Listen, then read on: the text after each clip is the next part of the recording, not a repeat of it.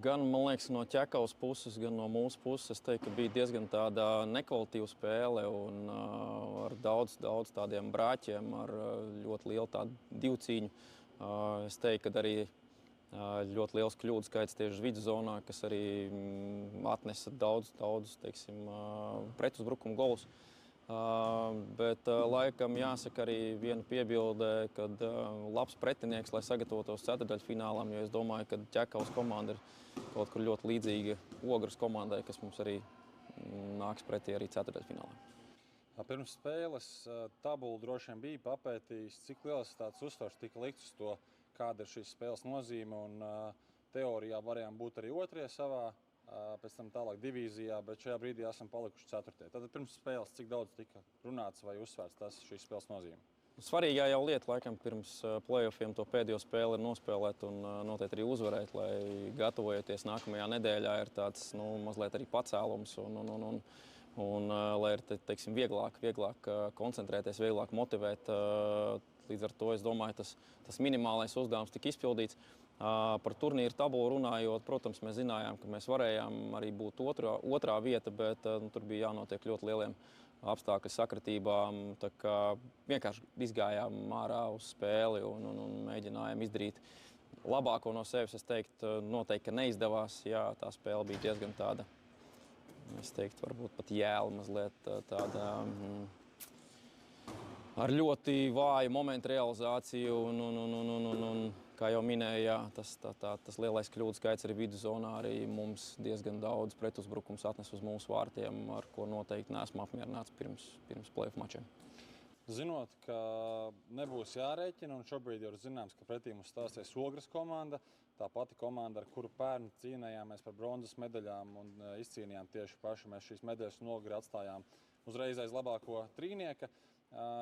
Kāds tos vērtējums par gaidāmo pretinieku? Kas mums ir sagaidāms un kā skaties uz to, ka tā ir Ogre, nevis kāda cita komanda? Zin kā, nospēlēt vienu spēli pagājušajā gadā ar Ogri, tā baigi izdarīt secinājums ir grūti, jā, un es redzējis nevienu šī gada Ogres spēli, varbūt vienu, jā. Bet, kā jau minēju, es domāju, ka diezgan līdzīga komanda kā Ķekavai šodien, jā, ar diezgan tādu izteiktu un zemu aizsardzību un ar labiem tādiem pretuzbrukuma noslēguma meistariem, jā, kā viens no piemēriem ir Toms Dāle, jā. Bet mēs noteikti šogad esam stiprāki, jā, gan Sanda Lēvalda pievienošanās, gan Kristapo Šervits pievienošanās, tāpat arī Patriks Bliska aizdīs visu sezonu, jā, un tāpat arī jaunie džeki ir vienu sezonu vairāk apbružājušies šajā līgā. Līdz ar to es domāju, ka noteikti mēs būsim šī dueļa favorīti un noteikti es domāju, ka viens no tādiem mūsu uzdevumiem būtu noslēgt šo sēriju arī ar 3 uzvarām. Noteikti uz to ir jātiecās. Vēl pavisam mazliet pastāstīja savus tāds pārdomas par sezonas otro daļu. Pēc jaunā gada kopumā, manuprāt, 9 spēlēs 8 uzvaras vai 8 spēlēs 7 uzvaras. Katrā ziņā uzvaru tas daudzums ir labi sakrājies un ritms šeit komandai arī pietiekami labs.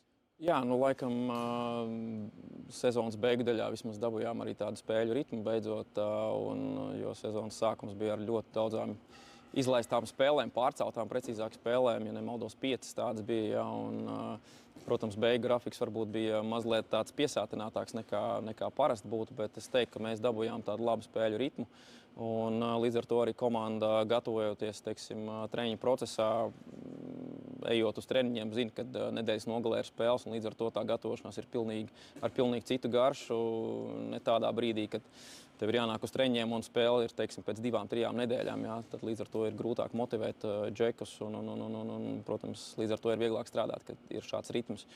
Un, ja mēs runājam par tādu vispār sezonu un par spēlētāju kaut kādām individuālām lietām, tad noteikti esmu ļoti, ļoti priecīgs par Sanda atgriešanos un tādu ļoti veiksmīgu Sanda atgriešanos. Un noteikti viņš mūs ir pacēlis citā līmenī.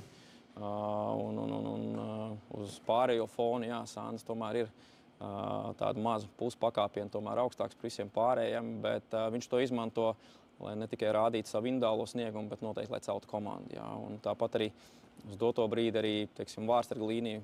Esam ar 4 pilnvērtīgiem vārsargiem, jā, gan arī Klaids Maļcevs mums ir atgriezies pēc studijām Rīgā un līdz ar to pievienosies arī komandai uz playoffiem. Kāda viņa būs gatavība, to mēs redzēsim treniņu procesā, bet tas, ka arī viņš ir šeit, es domāju, ka tas arī ir jau tāds mazs signāls, kad ar vārdu drošību arī varētu būt daudz labāk. Tāpat arī, protams, kā jau minēja, Kristapo Šervits atgriešanās ir mums liels spēks un beidzot mums ir komandā, nebaidīšos teikt, tāds vecis, kas var savākt uzsist dūru īstajos brīžos gan pretiniekam, gan saviem spēlētājiem, kas mums sezonas gaitā, diemžēl, tā līdz galam arī neatradās. Jā. Vienīgais tāds varbūt mīnus, kas sezonas gaitā ir bijis, tā ir tāds trešās maiņas pienesums, kur mēs meklējam tādus īstos spēlētājus, vērtīgākos spēlētājus, kas tomēr to darbiņu varētu izdarīt. Pēdējās spēles, lai gan tas mums varbūt neizdodas, jo katru spēli mēs noslēdzam praktiski ar 2 maiņām, bet es teiktu arī, ka fiziskā kondīcija uz doto brīdi, es domāju, ka mums ļauj arī nospēlēt šajās 2 maiņās un kvalitīvu. Tā kā es domāju, ka mums ir gan sastāvdziļums, gan arī fiziskā sagatavotība, lai pāriet uz 2 maiņām. Tā kā es domāju, ka ar tām lietām noteikti problēmām nevajadzētu būt. Un pats pēdējais, ko novēlēt trenerim Mārtiņam Krūmam pirms komanda dodas atbildīgākajās sezonas spēlēs? Es domāju, darba ētika un pacietība, un tās noteikti ir tādas galvenās lietas, motivēt spēlētājus. Un noteikti arī, lai ir blakus spēlētāji, kas pamotivē arī dažreiz treneri un pasaka viņam arī kādu uzmundrinājumu. Šie spēlētāji to noteikti ir nopelnījuši regulāri čempionātā. Lai gan, protams, šis playoff turnīrs ir pavisam kaut kas cits. Un, kā jau minēja arī Ģērtuvē, jā, mēs pārvalkam treku un svītru pāri regulāram turnīram. Tagad pavisam citādāk gatavojamies noteikti playoffam. Ja ne citādāk, tad noteikti, es teiktu, vīrišķīgāk šeit ir jāgatavojas. Paldies, Mārtiņ, un vēlam veiksmi komandai ceturtdaļfinālā. Novēlēsim to, ko tu pinēji, 3 uzvaras un soļot tālāks pusfinālu. Jā, paldies!